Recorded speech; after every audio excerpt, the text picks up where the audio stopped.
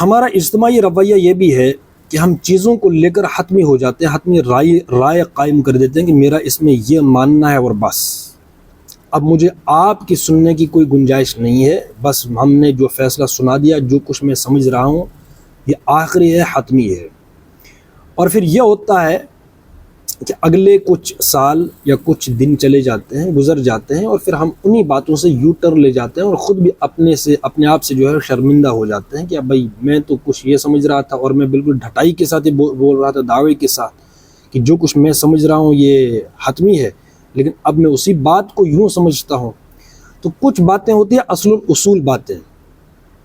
ٹھیک ہے نا، اصولی باتیں کچھ ہوتی ہیں، وہ تو ماننا پڑتے ہیں، وہ اصول جو ہے وہ چینج نہیں ہوتے، لیکن کچھ ہوتی ہے جزیات کی باتیں، ٹھیک ہے نا، یا میں ان چیزوں سے یوں سمجھ رہا ہوں، ان کی تعبیر یہ ہے، یا میں اس نتیجے پر پہنچا فی الحال۔ اب جو ہے علمی سفر جو ہے وہ رواں دواں ہے، مطالعہ جاری ہے، تو ہمارا رویہ یہ ہونا چاہیے، میرا آپ کا جو بھی علم کے ساتھ اور چیزوں کو سمجھنے کے اس پروسیس کے ساتھ اپنے آپ کو منسلک رکھے ہوئے ہیں، ان کا رویہ یہ ہونا چاہیے ہمارا کہ بھائی میں تو اس چیز کو آج یوں سمجھتا ہوں، لیکن یہ کوئی حتمی رائے میری نہیں ہے، فی الحال میں اس وقت یوں سمجھتا ہوں، ہو سکتا ہے کہ کل میری رائے جو اس چیز کو لے کر بدل جائے، تو امکانات ہیں۔ تو جب یہ رویہ ہو تو احمد جاوید صاحب کی بات جو ہے 100% جو ہے وہ یہاں پر امپلیمنٹ ہوتی ہوئی دکھائی دیتی ہے۔ وہ کہتے ہیں، مطلب جب دو بندے بحث کرتے ہیں کہ کاش ایسا بھی ہو کہ دو بندے بحث کر رہے ہوں اور ایک بندہ کہے نہیں جناب آپ کی رائے درست ہے، اور دوسرا کہے نہیں جناب آپ کی رائے صحیح ہے، آپ کی رائے درست ہے، تو یہ ایسا ماحول تب بنتا ہے جب ہمارا جو ہے چیزوں کو لے کر، سمجھ کو لے کر، ان کی تعبیر کو لے کر یہ رویہ ہو کہ بھائی اس وقت میں یہ سمجھ رہا ہوں اپنے علم کے نتیجے میں، جو بہت محدود علم ہے، میں جتنا اس محدود علم کے نتیجے میں یہاں پر پہنچا ہوں، یہ میری رائے ہے، ہو سکتا ہے یہ میری رائے جو ہے بدل بھی سکتی ہے، کوئی اور مضبوط اور ٹھوس دلیل دے، اس کی دلیل سے میں متاثر ہو کر اپنی رائے بدل لوں، تو اس میں کوئی تکبر کی بات اور لڑائی جھگڑے کی بات اور وہ جو ہے کنویں کے مینڈک کی تعریف میں ہم نہیں آتے، بلکہ اس میں وسعت ہے، امکانات ہے۔ مطلب کائنات کی ڈیفینیشن بھی یہ ہے فی الحال ایک کہ یہ امکانات کی دنیا ہے، ٹھیک ہے نا، تو امکانات تو بہت کچھ ہو سکتے ہیں۔ تو علم کے ساتھ میرا اور آپ کا اگر واسطہ ہے، اور یہ فرض ہے بھائی اقرا پڑھیے، تو پڑھنا فرض ہے،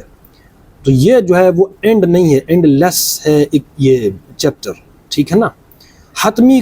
اللہ اور اللہ کے رسول کے علاوہ کوئی نہیں، حتمی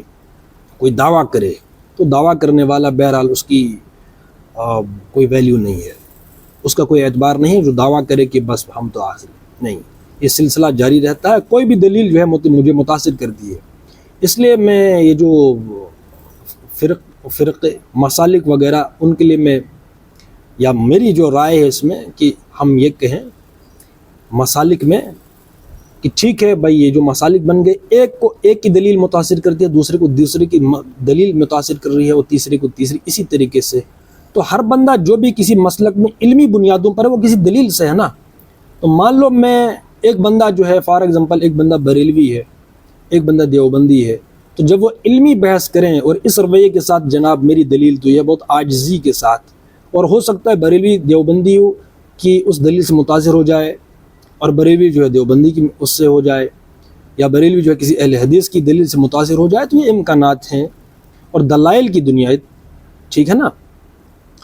تو اس طریقے سے وہ ماحول جو میں نے مثال دی کہ وہ ماحول پھر کریٹ ہوتا ہے،